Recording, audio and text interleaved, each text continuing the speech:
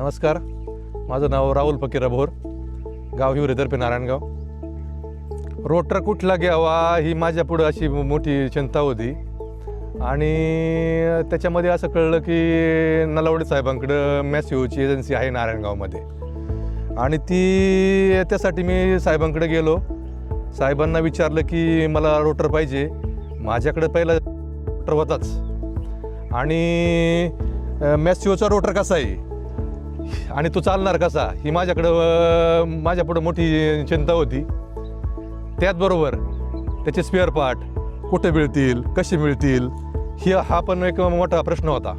साहेबांना विचारलं की मला रोटर तर घ्यायचाच आहे साहेब, पण त्याचे स्पेअर पार्ट अवेलेबल झाले पाहिजेत. तर साहेब बोलले की ही कंपनी रांजणगावमध्येच आहे, ती तुम्हाला लागलं तर मी पाहायला घेऊन जातो तिथं.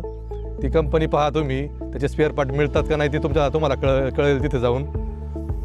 साहेबांनी मला त्यांच्या स्वतःच्या गाडीमध्ये कंपनीमध्ये नेलं रांजणगावमध्ये गेल्यानंतर मी कंपनी पाहिली. कंपनीमध्ये पूर्ण रोटावरचे पार्ट जे आहे ते कंपनीमध्येच बनतात सगळे, ते जागेवरतीच. उदाहरणार्थ त्याचे शॉफ्ट आहे, त्याच्या जॉईंट आहे, ब्लेड आहे, सील आहेत बाकीची काही रोटावेटरची, ही सगळी ती जागेवरती बनतात.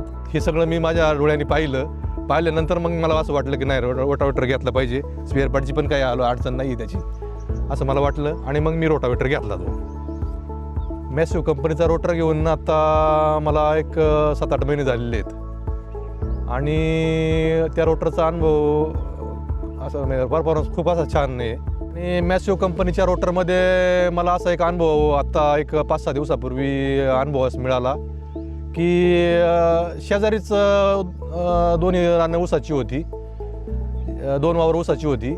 एका वावरामध्ये इतर कंपनीचा रोटर चालू होता उदाहरणार्थ, आणि त्याच्या शेजारी मी मॅसिओचा रोटर मारत होतो. माझा ट्रॅक्टर न्यू हॉलंड आहे आणि त्यांचा ट्रॅक्टर आयशर होता. त्याने डबल रोटर मारला लागला त्यांना ऊसाच्या रानामध्ये आणि मी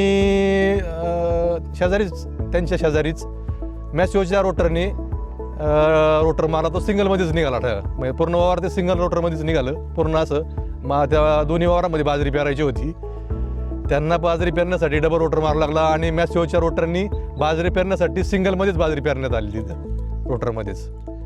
असा एक अनुभव मिळाला मला तो.